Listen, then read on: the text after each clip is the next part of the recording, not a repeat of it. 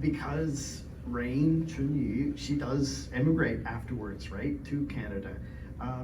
Her daughter is there with her as well, and yet there is this return to China that takes place in the story, and it's a return that is as much about geography as it is about seeing people that you left. So I wonder if you could, as an immigrant yourself, having come here in 1986, I believe it was, I mean, is that something that is a concern for you, something that you are kind of interested in exploring? I mean, you do so in this novel, but is that, would you say that that speaks to the immigrant experience to a certain way, that there's a missing or a nostalgia for geography as opposed to, say, people? And if you could speak a little bit about that, because it plays an important role in the story. Definitely. I think, in a sense, everybody is an immigrant. The chance in modern days, the chance for anybody to live out his or her entire life in his or her birthplace is very slim. So people move around a lot.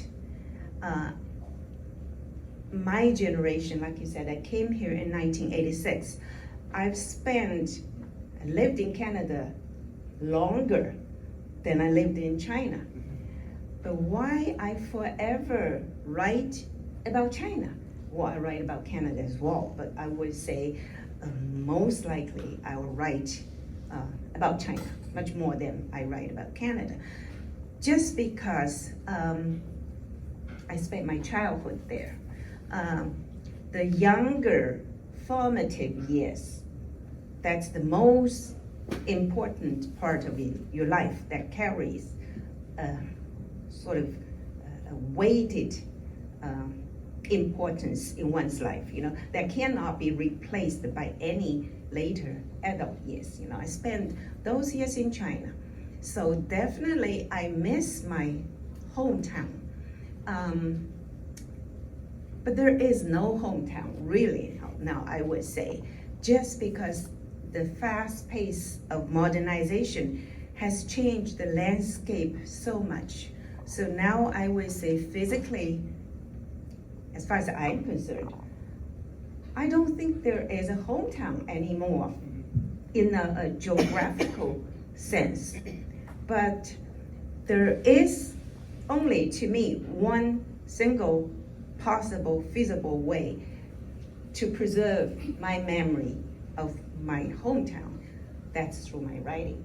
I sort of make it eternal, fixed, forever, in words, in a form of a book, to myself, if not to anybody else.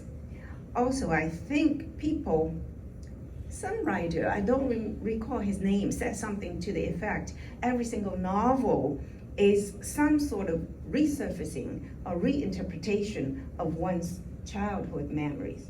I feel that's so good, that's so right, If I describe my life as a tree, I would say my long years living in Canada would be like leaves, branches.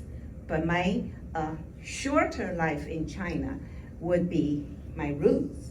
So a tree becomes beautiful and rich because of the branches and leaves and possibly flowers. But the flowers and branches and leaves won't live without the roots. So that's probably, we're talking about Milan Kundera. He forever writes about Czech Republic. And who else? Ku Che. He writes about South Africa forever. And our great writer, one of the greatest writer in the world, I would say, would be Salman Rushdie. He forever writes about India, although they probably have lived in the West for 10,000 years, but still they would go back to their hometown. So it's really not a hometown. I would say it's a childhood memory. So probably that's what happened to me as well. That